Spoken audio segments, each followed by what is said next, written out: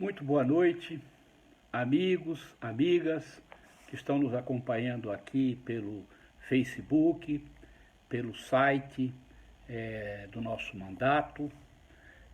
Eu queria, em primeiro lugar, cumprimentar cada um de vocês e aqueles também que vão nos assistir posteriormente com a gravação dessa live. Nós resolvemos vir aqui conversar com vocês hoje a respeito de um assunto que está na vida de cada um de nós, todo dia, em que nós estamos presenciando. Nós estamos presenciando esse fenômeno no planeta Terra como um todo, no Brasil e aqui na cidade de São Paulo, em particular, onde nós vivemos. Nós podemos até, muitos de nós podem até não fazer a relação causa-efeito, mas nós sentimos as consequências, nós sentimos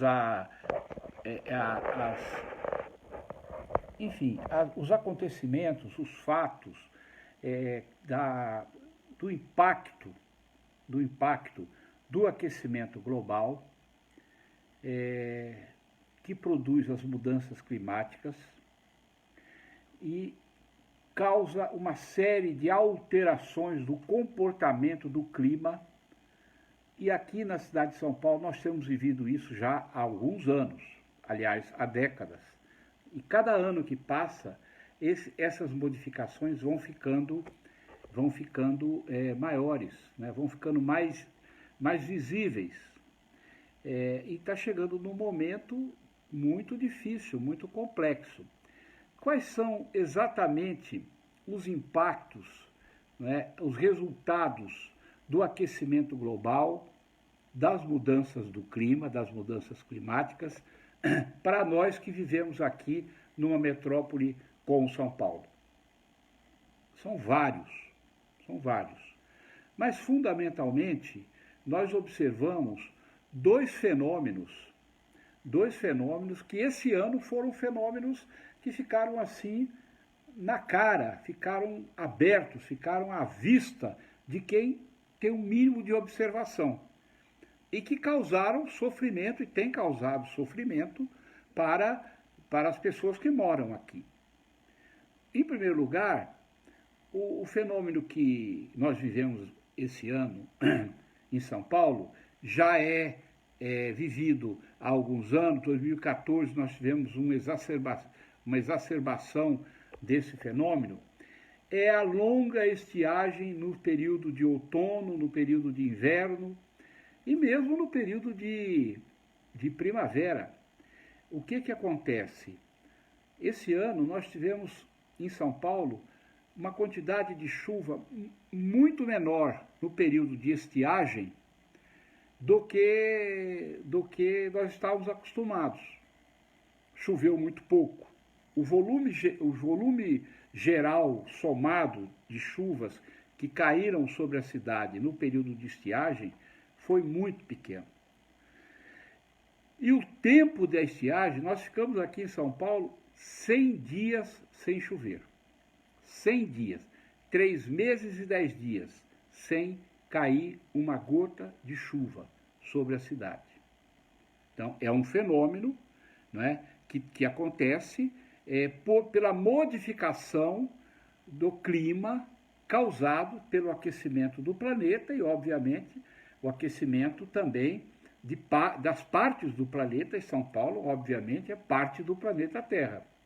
Então, a estiagem que vem acontecendo todo ano, vem acontecendo, o período de chuva vai ficando, o período de inverno, o período de estiagem vai ficando cada vez maior e cada vez nós vamos observando menos chuva caindo sobre a cidade. Eu vou repetir, esse ano foram 100 dias sem chuva. E as chuvas que caíram, por exemplo, há poucos dias atrás choveu, mas uma previsão de chuva de 3 dias, choveu um dia. Amanhã estava previsto chover, agora já estão em dúvida se amanhã, quarta-feira, vai chover ou não vai chover. Então, as previsões, elas estão errando muito, porque o clima modifica-se e é difícil prever o que vai acontecer. Estiagem grave. Por outro lado, o que a gente observa no período chuvoso, no período de verão, fundamentalmente um pouco antes do verão e durante o verão, que é o período chuvoso. Sempre a cidade de São Paulo teve chuvas intensas em período de verão. Eu me lembro, desde que eu era jovem, vocês devem se lembrar também, São Paulo é uma cidade que tinha chuvas muito intensas, né? Temporais, muitos relâmpagos, trovões, e a quantidade de chuva que caía era grande. Só que, de algum tempo para cá, eu diria de uns 20 anos, 25 anos para cá, cada ano as chuvas vão ficando mais violentas. As chuvas vão ficando mais volumosas, mais impetuosas, mais imprevisíveis. E, às vezes, acontece um fenômeno, muitas vezes, de chuvas muito intensas num pedaço da cidade e o outro pedaço da cidade, o sol aberto e a claridade aberta. São aquelas chuvas que vêm com nuvens muito carregadas, com uma tempestade terrível, e a cidade sofre muito, e muitas vezes não é na cidade inteira, são partes da cidade que vai sofrendo esse fenômeno de intensificação muito grande das chuvas que caem do céu, né? Então, o fenômeno de estiagem o fenômeno de estiagens longas, cruéis, né? Que causa, por outro lado, uma baixíssima umidade do ar, não é? Teve dia que chegou aqui em São Paulo, chegou a ter quase que clima de deserto, abaixo de 20% de umidade do ar. Isso é terrível para a respiração da gente, para a saúde, em particular das crianças e dos idosos. E também, além disso, evidentemente, o problema do fornecimento de água. Porque nós somos uma cidade que temos o fornecimento de água na região norte, região central, pelo complexo da Cantareira, e a região sul pelo complexo Guarapiranga-Billings. Quando as chuvas são diminutas, diminuem muito, esses reservatórios, eles padecem com um abaixamento da quantidade de água, né? E, evidentemente, vem daí toda uma medida da companhia da Sabesp de diminuir a pressão da água aqui, ali, acolá. Ou seja, nós temos um problema de falta d'água, né? Em 2014, nós tivemos uma estiagem, uma situação terrível, porque também aconteceu nas cabeceiras das nascentes lá no sul de Minas Gerais, que abastece a Cantareira, e a estiagem foi grande na região sudeste inteira, e nós tivemos, na verdade, uma crise hídrica gravíssima. As represas chegaram quase na lama. Teve algumas que chegaram na lama, no chão da represa. Os reservatórios se esvaziaram de uma maneira que nós ficamos sem água. E esse fenômeno que aconteceu em 2014, se você for agora na represa de Guarapiranga, você vai ver que a represa de Guarapiranga, o nível de água, de medição de água dela, está em torno de 40%. Né?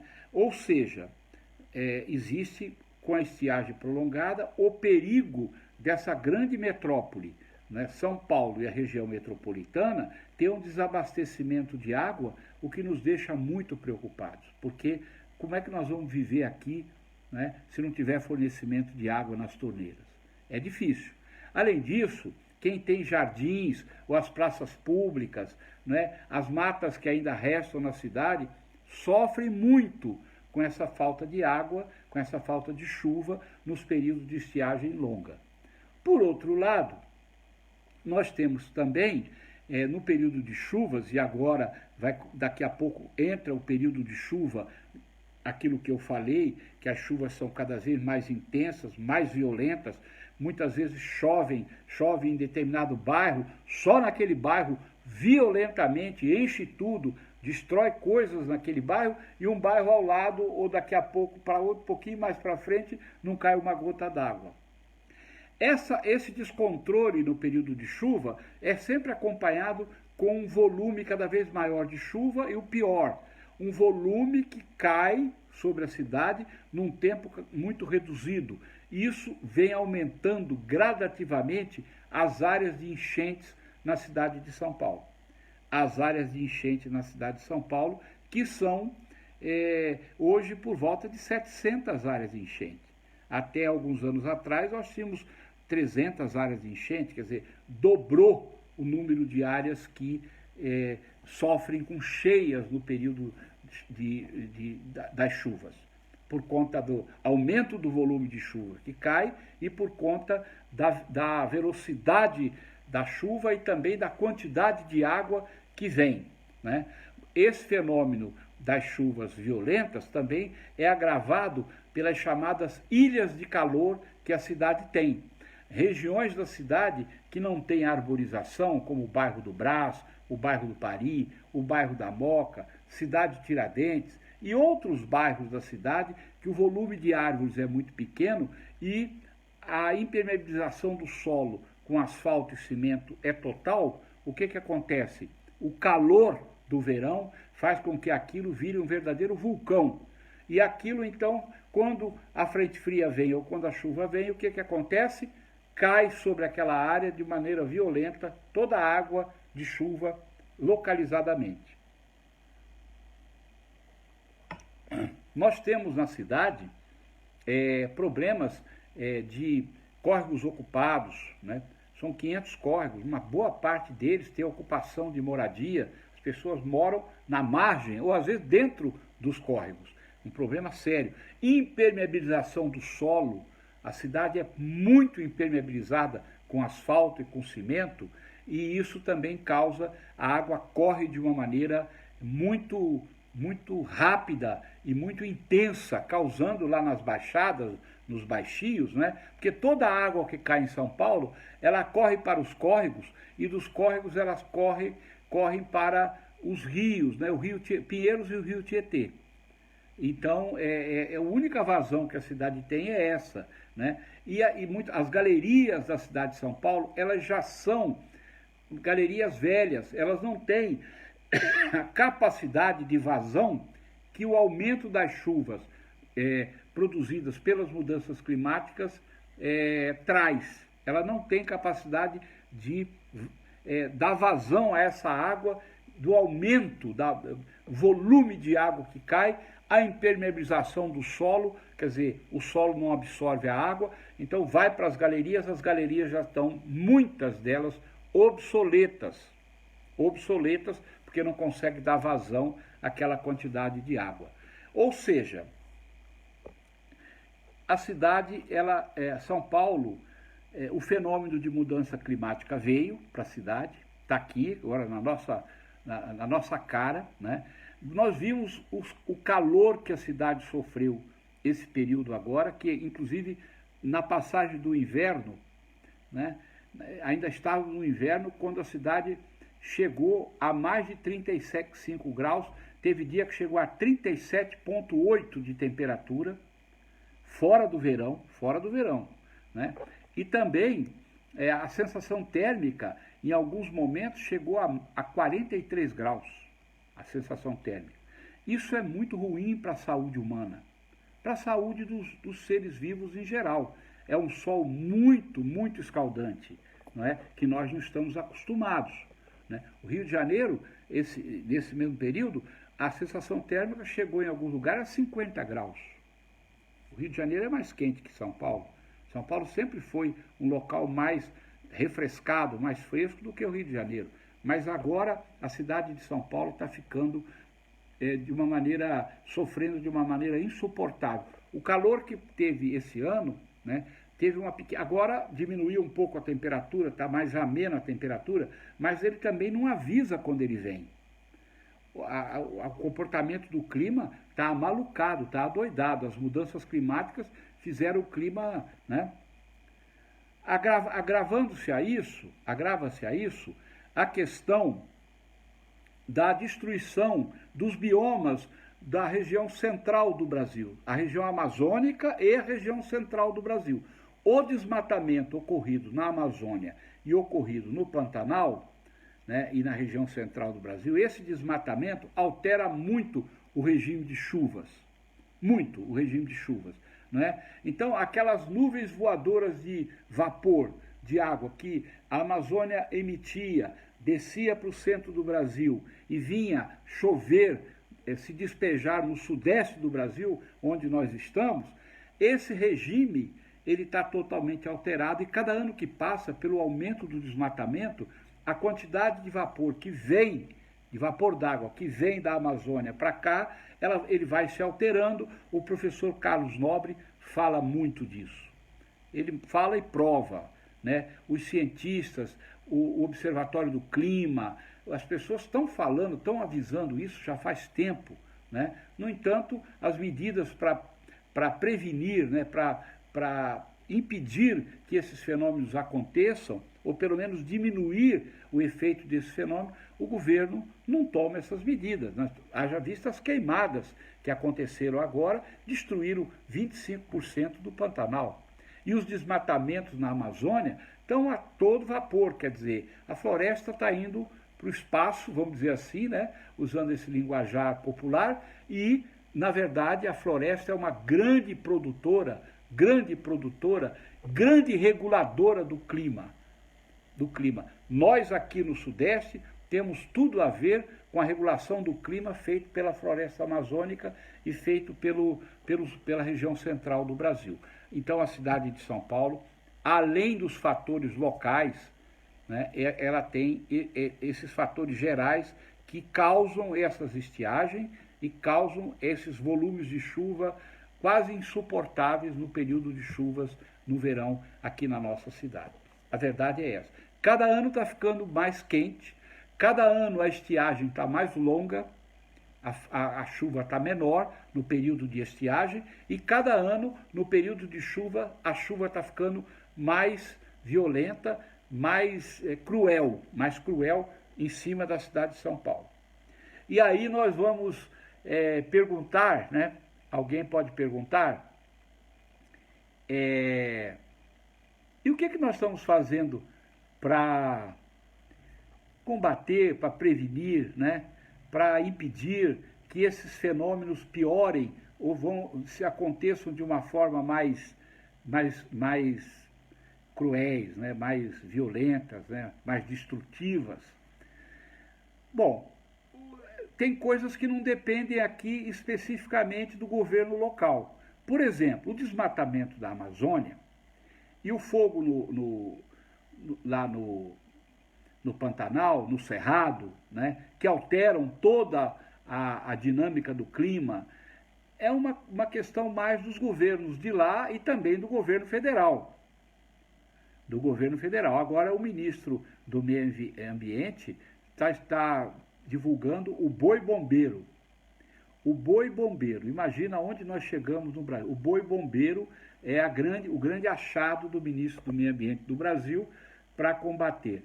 As forças de combate ao incêndio chegaram lá na região do fogo praticamente há pouquíssimo tempo. Poucos homens. Eu vi esses dias, a Força Nacional mandou 60 bombeiros.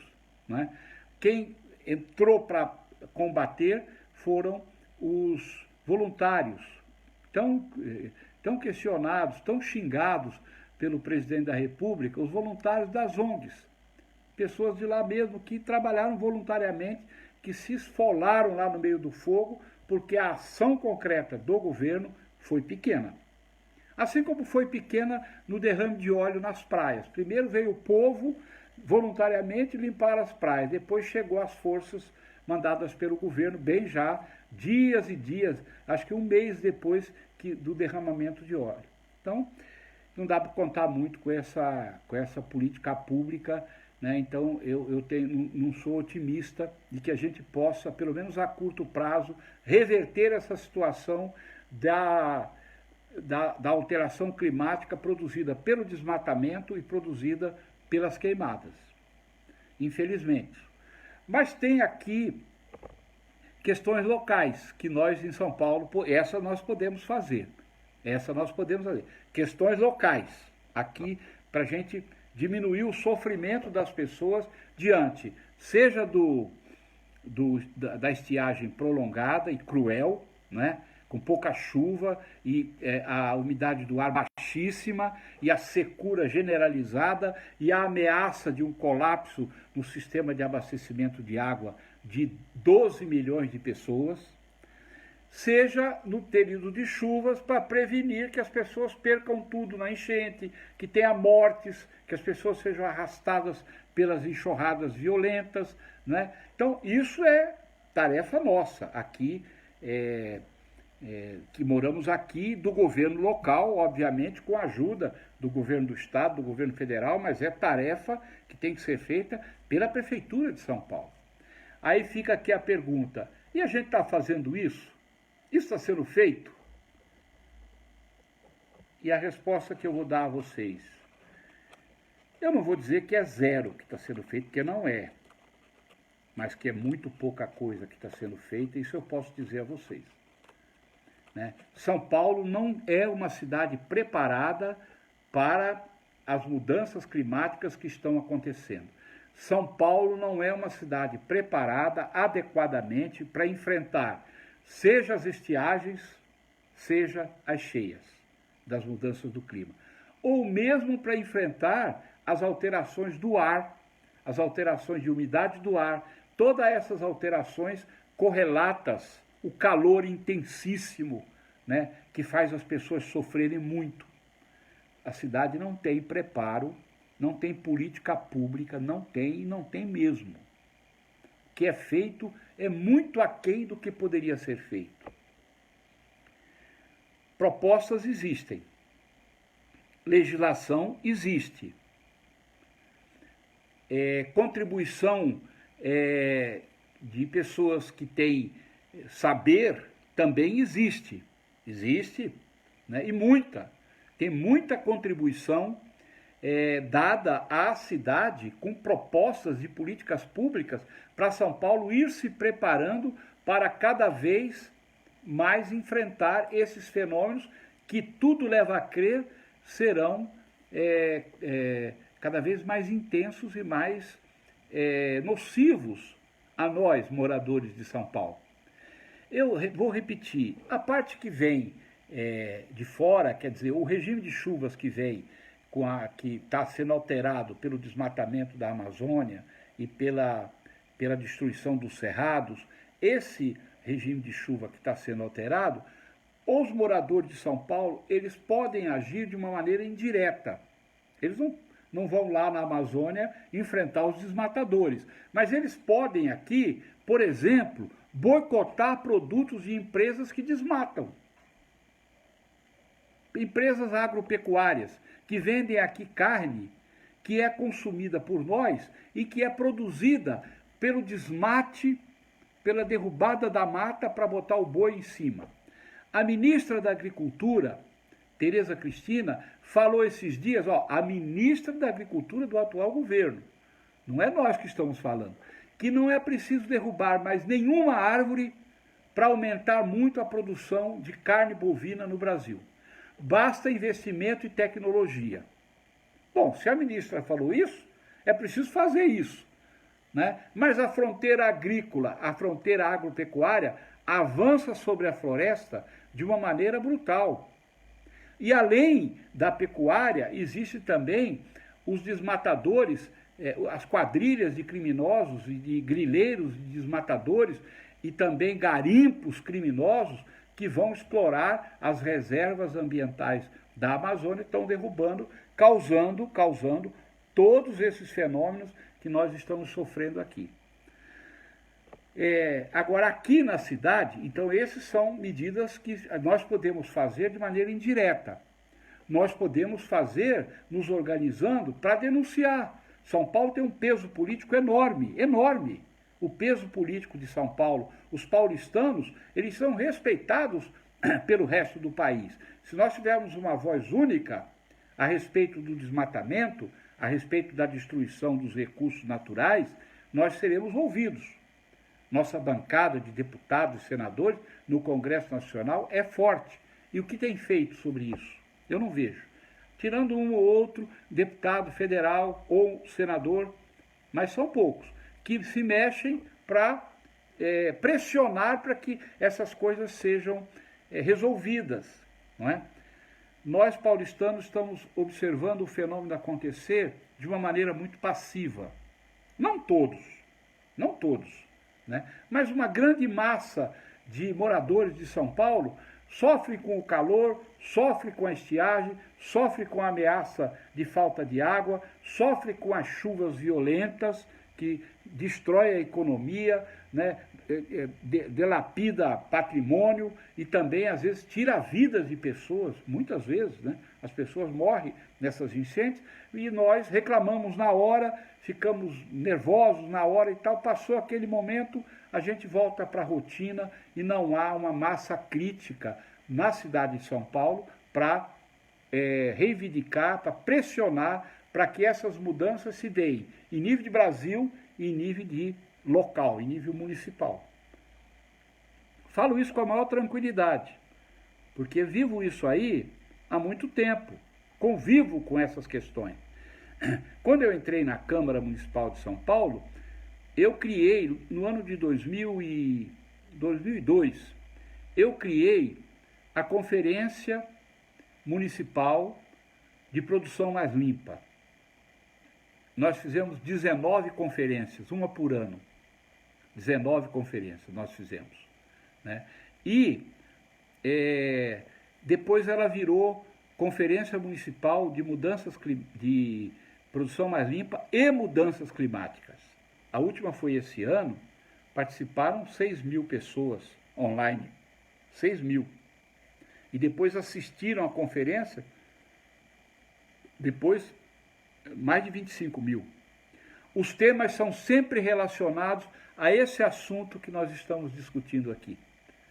Sempre pegando problemas a respeito desse assunto e trazendo para essa conferência que reúne prefeitura, Estado, é feito pela Câmara Municipal por um projeto de resolução de minha autoria, que eu coloquei em 2001, foi aprovado, e todo ano eu presido essa conferência.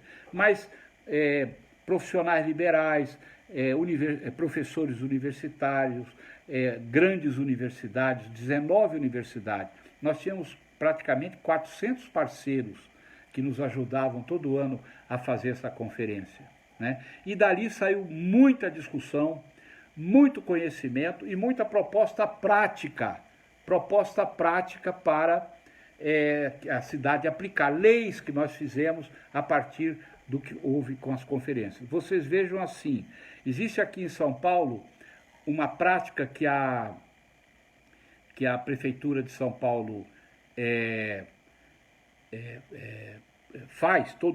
está fazendo já desde 2004 que a Prefeitura faz. Não se lava a rua, não se molha a praça, não se lava monumentos em São Paulo com água potável, com água tratada. De jeito nenhum, não se faz isso. Desde 2004. Como que isso aconteceu? A primeira conferência foi sobre água, uso racional da água, 2002. Foi na Fiesp. Aí, em 2003, baseado no que foi discutido na conferência, por todos que estavam, 300 pessoas foi a primeira. A última agora foi 6.000. Olha como cresceu. A gente fez um projeto de lei, eu apresentei na Câmara e foi aprovado em 2003 um projeto de lei para proibir a Prefeitura de São Paulo de usar água potável para esse fim. Lavar a rua, molhar a praça, lavar monumentos. Em 2004, a prefeita da época, eu era inclusive um vereador de oposição, líder da oposição à prefeita, mas ela teve a sensibilidade de sancionar a lei, colocar a lei em funcionamento. Então nós perdemos a conta de quantos bilhões de litros de água potável, tratada, a cidade de São Paulo economizou durante esses anos todos por não usar água potável para lavar a sua rua, as suas ruas. 17 mil ruas. Não todas são lavadas, né? Mas as que são lavadas, elas são lavadas com água de reuso, comprada da Sabesp, custa muito mais barato e, obviamente, não gasta água tratada que precisa ser para nossas torneiras. Então, vocês veem o impacto de uma lei que saiu de uma conferência. Eu poderia ficar falando aqui de vários exemplos, eu não vou fazer isso para não cansar vocês, mas todo ano a gente produz uma lei. A lei da logística reversa, que eu aprovei agora, a lei 17.471, que aprovamos agora em 2020, foi aprovada agora, foi sancionada, nasceu também de uma ideia de uma conferência sobre resíduos, que nós fizemos lá atrás. A lei de reaproveitamento de poda de árvore, madeira de poda de árvore, também nasceu de uma conferência. Ou seja, as conferências, elas dão instrumentos de conhecimento para o legislador fazer a lei e a população mudar seus hábitos, avançar no seu conhecimento, avançar na sua ajuda. Enfim, a conferência foi um sucesso. Eu tenho muita honra e muito orgulho de ter feito essas conferências durante esses 20 anos que eu estou na Câmara. Foi muito produtivo. Eu quero, inclusive, agradecer a todos os parceiros e aqueles que participaram, que prestigiaram as conferências. Mas em 2006,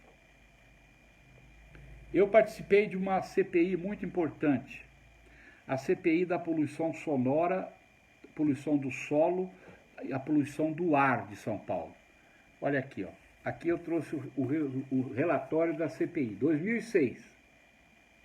Essa CPI, ela foi, nós visitamos áreas contaminadas em todas as regiões industriais de São Paulo, por exemplo, lá na Vila Carioca, a Shell da Vila Carioca, aqui em Santo Amaro, a área onde tinha a fábrica da Gillette e outras fábricas, a fábrica de Duracell, né? As áreas todas contaminadas, o lençol freático contaminado com venenos químicos que essas indústrias jogaram no solo.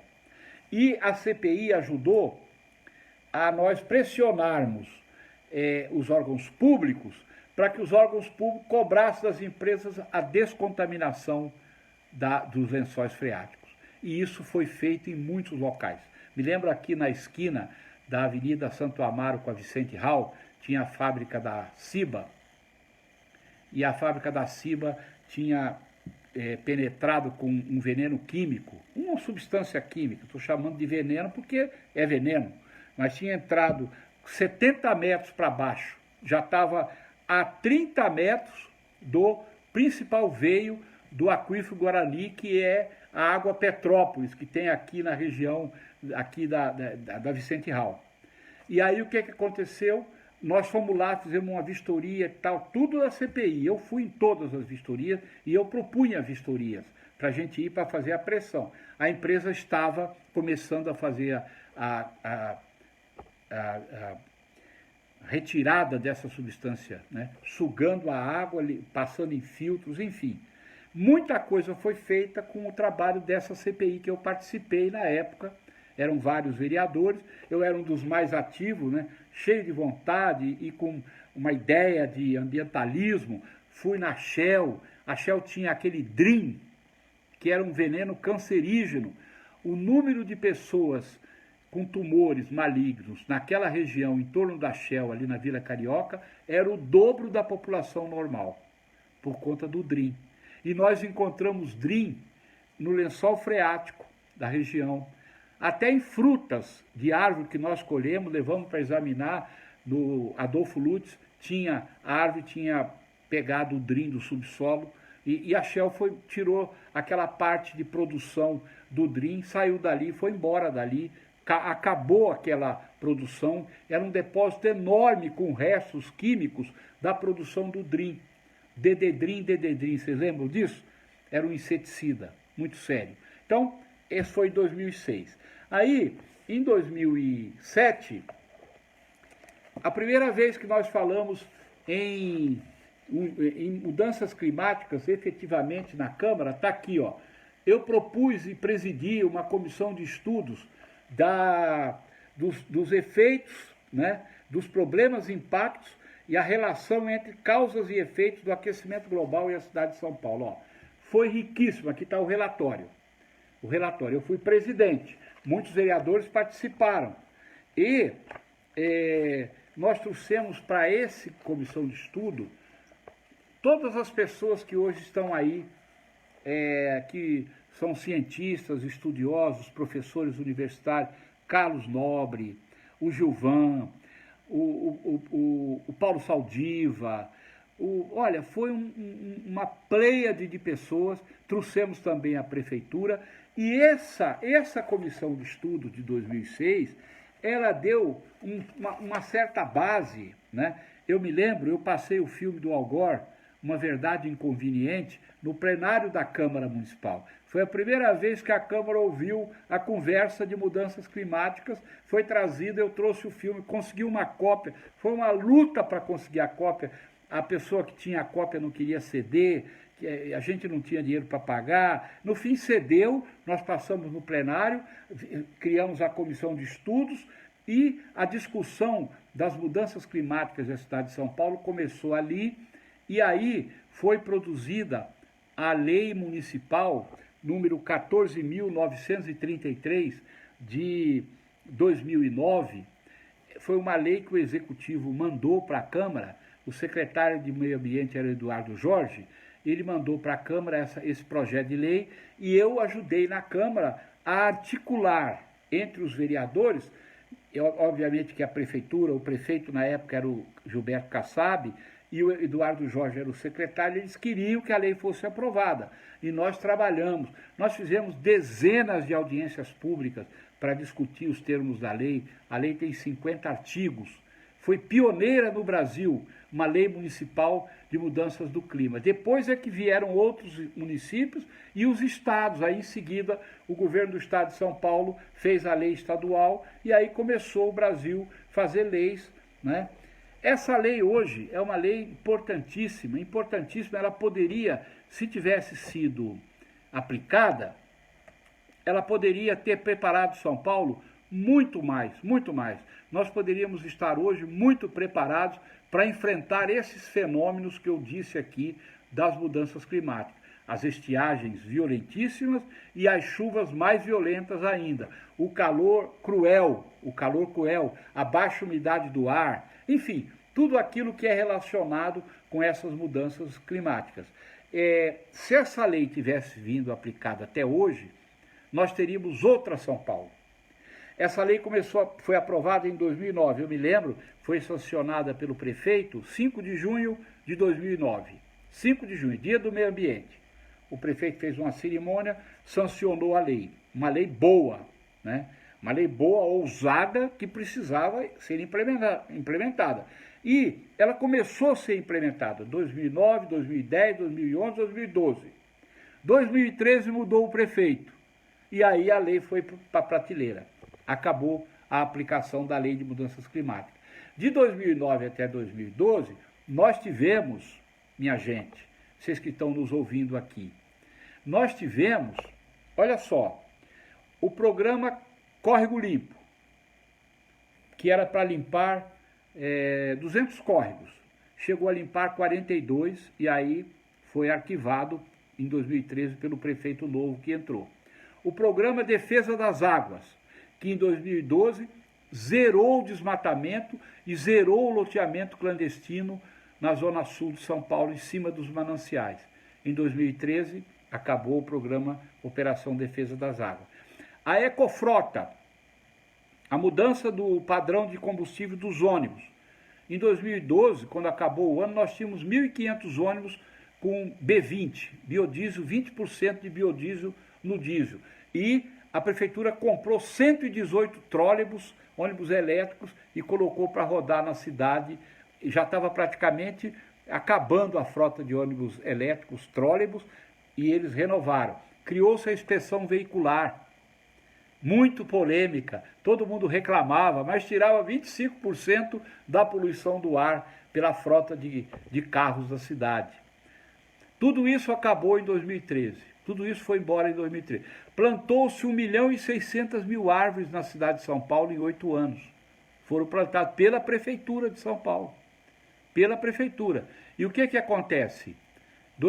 Esse ano, agora de 2020, a Prefeitura plantou até agora 18.000 árvores.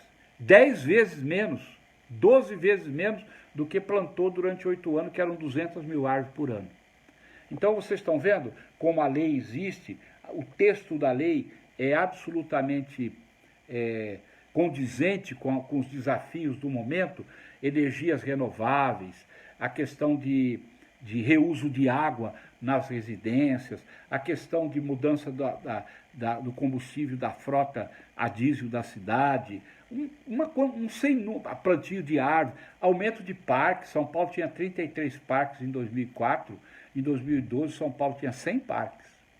100 parques. De 2012 para cá aumentou 7 parques. De 2005 a 2012 aumentou 70 parques. 67 parques. De 2012 até 2020, aumentou 7 parques. Então vocês estão vendo a diferença que existe, né, na questão da aplicação da lei das mudanças climáticas. Hoje, eu diria para você que a lei está no estaleiro. Está no estaleiro. Pouca coisa tem sido feita na medida em que os governos não botaram como prioridade essa questão climática que nós estamos falando. Vocês viram o calor agora há poucos dias atrás, cada ano vai ser pior, né? Aí as pessoas falam às vezes, mas tal dia fez frio, esfriou muito, gelou, tal lugar está nevando. Sim, as mudanças do clima, elas não são uniformes. Você pode ter um aumento de frio numa época, mas a média geral de temperatura no ano é sempre aumentando o calor cada vez maior. E as ondas de calor, elas vêm com uma violência muito grande, mortal. Aqui ainda não vimos ainda dizer que morreu gente, mas na Europa, na França e outros países, nos Estados Unidos, houve morte de pessoas, em particular de idosos, por conta do calor intensíssimo do verão, causado pela questão das mudanças do clima. Aí, em 2008, né, eu mostrei aqui em 2007 a comissão de estudos que nós fizemos, que foi a nascente da discussão de mudanças climáticas em São Paulo, onde começou ali dentro da Câmara com a gente, com essa comissão de estudos que eu tive um prazer enorme de propor e aprendi muito com todos que passaram ali. Todos que passaram ali, os cientistas, os homens de governo, enfim. Aí em 2008 nós fizemos uma outra CPI que eu fui relator. A CPI para apurar a responsabilidade da poluição das águas superficiais e subterrâneas e dos passivos ambientais. Foi a continuação daquela CPI de 2006. 2008, uma CPI extremamente importante. Eu fui o relator dessa CPI. Foi aqui que a gente bateu aquela questão dos resíduos radioativos que tem aqui na Avenida Interlagos, ali esquina com a Avenida Miguel Yunes. Então, ali tem um depósito de material radioativo da antiga fábrica de pilhas aqui, que trabalhava com Maria Monazítica aqui na Avenida Santo Amaro. Está lá até hoje. Nós não conseguimos tirar aquele depósito dali. São cerca de 800 barris de restos de material radioativo guardados ali. Por que a gente não conseguiu tirar? Nós batemos pra caramba para tirar isso de São Paulo. Mas por que nós não conseguimos? Porque nenhum lugar do Brasil quis aceitar esse passivo. Nenhum lugar, nenhum estado, ninguém. O Brasil não tem um depósito apropriado, nacional, para recolher todo esse material radioativo. Quando houve aquela crise do césio, lá atrás, em 1988, 87, não me lembro exatamente o ano, vocês lembram da crise da ampola de césio, que foi quebrada contaminou um monte de gente, fizeram um depósito provisório lá em Goiânia, mas é provisório e está lá o Césio. Mas o material radioativo do Brasil todo, né, ele não tem um lugar central, ele não tem uma política nacional e nós não conseguimos levar esse material aqui de São Paulo para lá. Está ali, está armazenado, está bem armazenado, mas a região da enchente, né, o lugar não é um lugar, não é um bunker para botar, é um galpão que está ali, é um galpão que pode ser, obviamente, adulterado e é um perigo para os moradores da região e da cidade inteira, né? Mas essa CPI foi muito produtiva, porque nós estudamos muito a questão das águas, em particular das águas subterrâneas da cidade. E apresentamos um relatório, fizemos um projeto de lei também para aproveitamento de águas de nascentes, que também não, a lei foi aprovada, mas nós não tivemos andamento por parte do poder público nessas questões. Em 2011, nós fizemos uma CPI sobre acessibilidade. E essa CPI sobre acessibilidade, por que eu trouxe aqui? Ela não tem relação direta com aquecimento global, nem com mudanças climáticas. É acessibilidade na cidade. Mas nós tratamos aqui muito da questão das calçadas. E nas questões das calçadas, isso foi em 2011, eu fui o presidente dessa CPI de acessibilidade, eu presidi essa CPI. Nós conseguimos modificar muito órgãos públicos e mesmo bancos, shoppings, cinemas, com a aplicação do que nós recolhemos dessa CPI. Foi riquíssima essa CPI. Mas por que eu trouxe aqui? Porque, além da acessibilidade, nós discutimos permeabilidade das calçadas. A calçada ela tem que ter duas características, acessibilidade e permeabilidade. E aí, nós temos as calçadas, nós criamos o programa Passeio Livre, lá em 2006, que era para fazer calçada permeável e calçadas acessíveis. E foram feitos 1.000 quilômetros de calçadas permeáveis e acessíveis. Depois teve uma parada do programa e agora a prefeitura retomou o programa de calçada. Mas a prefeitura está fazendo as calçadas acessíveis, mas está tirando a permeabilidade das calçadas, botando cimento puro em cima das calçadas, o que é um erro grave, gravíssimo. É um dinheiro estragado. Por quê? Porque diz a regra para combate às enchentes que as calçadas permeáveis retêm a água da chuva em excesso. A água que chove, a calçada permeável, seja ela de piso permeável, ou seja ela com aqueles jardins laterais, ela absorve uma parte da água ali. E hoje a prefeitura está reformando calçadas, fazendo as calçadas acessíveis, o que é bom, inclusive com piso tátil, o que é bom, o que é legal isso aí, mas a permeabilidade das calçadas foi deixado de lado e isso é ruim. Isso é um retrocesso do que nós estudamos aqui na CPI da acessibilidade aqui das calçadas.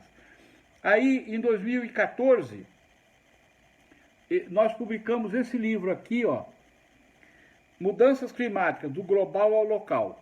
É um livro da Tatiana Tucunduva, coordenado pelo professor Arlindo Felipe Júnior, da série Sustentabilidade. O professor Arlindo tem uma série de muitos livros sobre sustentabilidade, o nosso livro entrou na série. O livro meu, com a Tatiana, né, que trata da questão, já introduz essa questão do global ao local, da preocupação. 2014, nós editamos esse livro como compilado do nosso trabalho com a questão climática na cidade de São Paulo.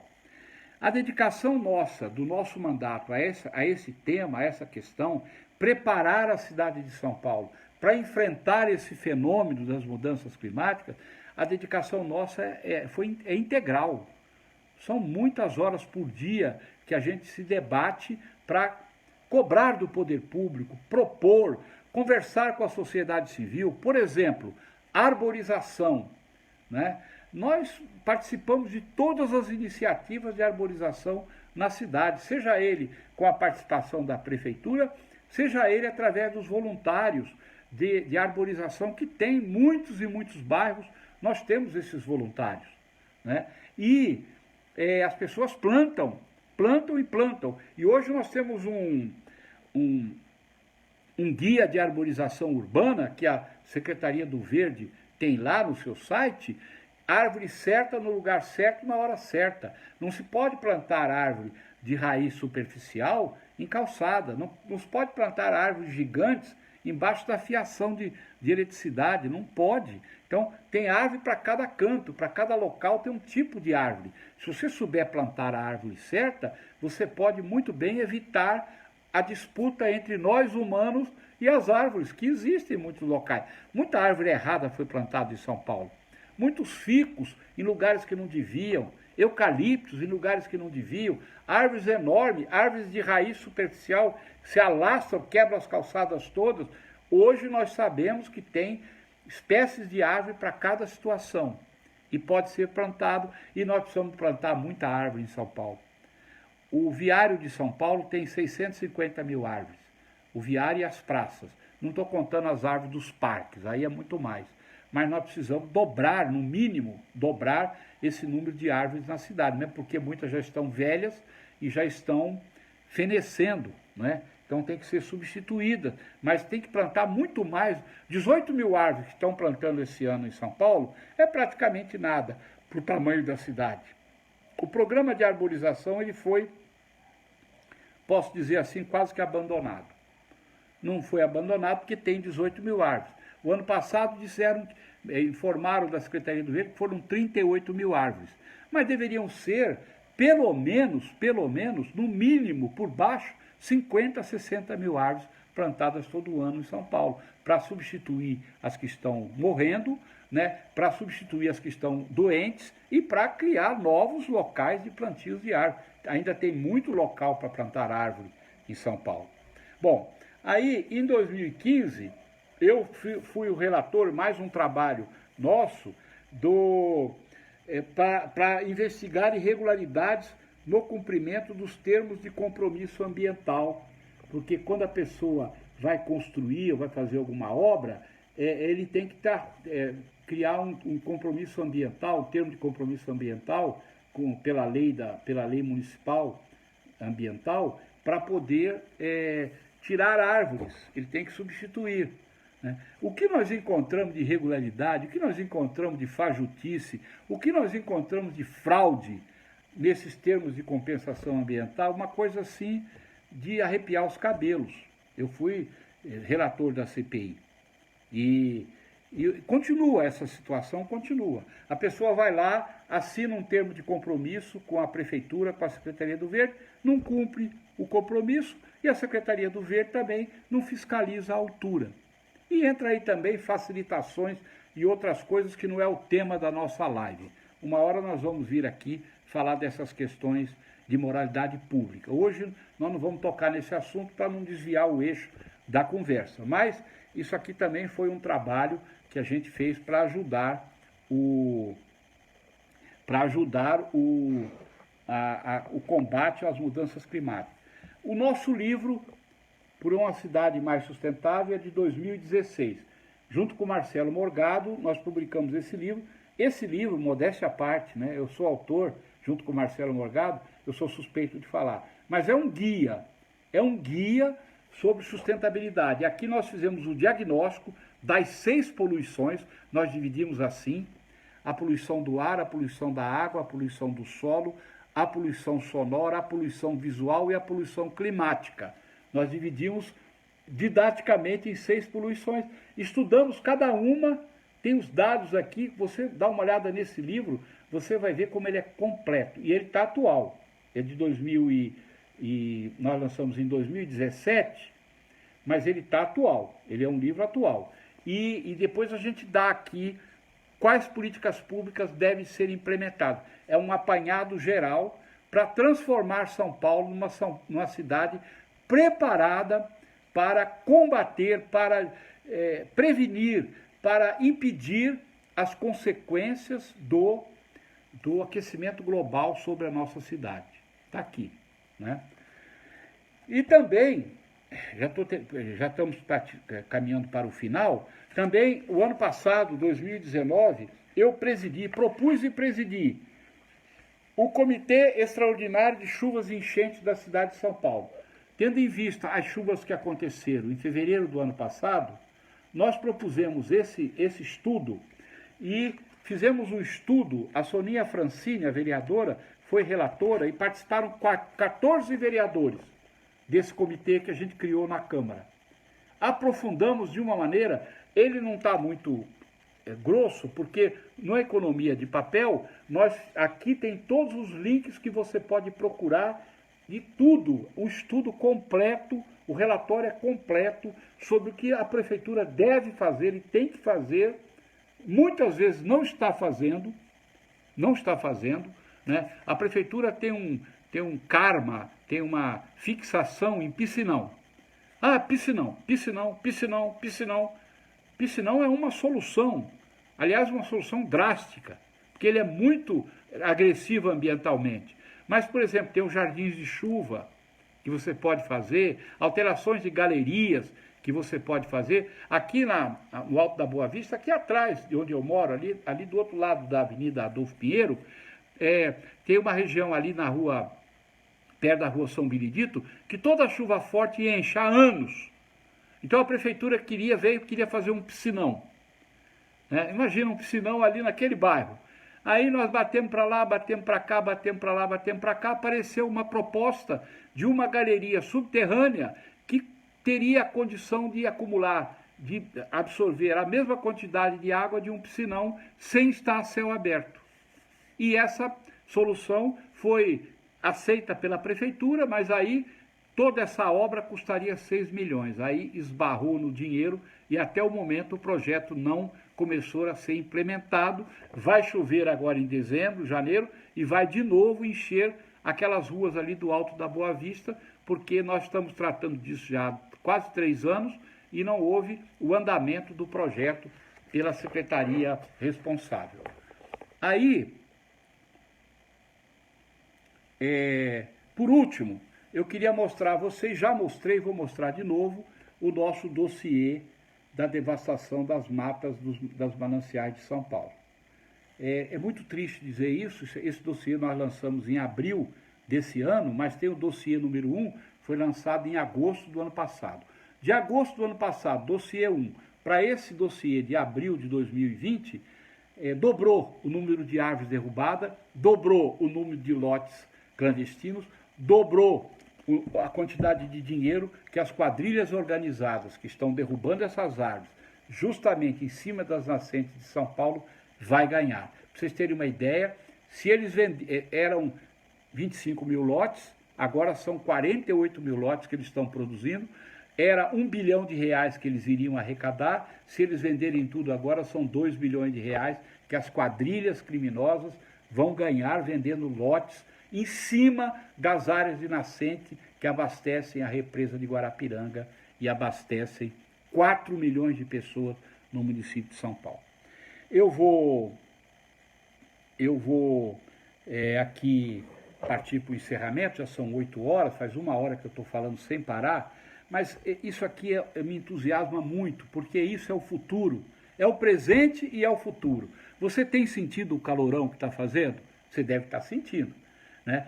As pessoas estão correndo, a quantidade de casas e de lojas e de escritórios com ar-condicionado é brutal. Isso aumenta muito o consumo de energia e também é um ar artificial, não é o ar natural. O ideal era a gente ter uma temperatura que São Paulo sempre teve, mas eu acho que esse passado não volta mais. Nós temos que nos preparar para enfrentar. Preparar de que maneira? Parar de emitir gases de efeito estufa. Cumprir a lei de tirar o óleo diesel, o combustível óleo diesel, da frota de ônibus e caminhões que servem à prefeitura, para diminuir tanto a emissão de gases de efeito estufa, como também diminuir os particulados de enxofre que afetam a saúde humana, segundo Paulo Saldiva. Segundo, voltar a fazer os programas de proteção às águas de São Paulo. Então, essa devastação de manancial, qualquer prefeito que se preza tem que chegar no governador e mesmo do governo federal e dizer, ó, vamos lá, vamos acabar com essa farra. Nós sabemos quem derruba, nós sabemos quem devasta, a polícia sabe, tem que prender, porque quem vai trazer água para abastecer 4 milhões de pessoas se essas nascentes secarem e a represa, se vocês vierem visitar a represa de Guarapiranga, vocês vão ver, a água está escura, parece um caldo de sujeira. E ela está com menos da metade da sua capacidade, porque os rios que vêm, são 6 córregos que vêm servir a represa, estão vindo poluídos e estão vindo com menos água, porque as nascentes estão sendo assoreadas pelo desmatamento que está acontecendo lá. Então é uma causa muito justa, muito séria. Nós temos que fazer um belíssimo programa de racionalização do uso da água na cidade de São Paulo, tem que diminuir o consumo, não podemos desperdiçar água. A água hoje vale como ouro, ouro em pó, água, como diamante. Né? A nossa lei, o pacote de água que nós aprovamos em 2014, fizemos um esforço enorme, aprovamos, o prefeito da época sancionou, regulamentou, mas não aplicou. Até hoje não foi aplicado a lei do pacote da água que nós fizemos, que não é difícil de aplicar, depende de vontade da prefeitura, mas a vontade não tem, então a água continua sendo desperdiçada. A pouca água que nós temos, e cada vez nós teremos menos quantidade de água.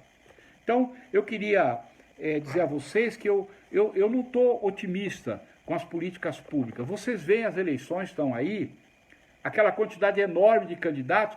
Qual o candidato que está falando de sustentabilidade? Qual o candidato que está falando de aquecimento global, de mudanças climáticas, de preparar a cidade de São Paulo para enfrentar esses fenômenos? Ah, mas tem que falar das questões sociais. Pois é, quem morre nas enchentes são os pobres. Quem sofre com a falta d'água são os pobres. São os pobres. Quem não tem ar-condicionado no barraco para refrescar o seu ar são os pobres.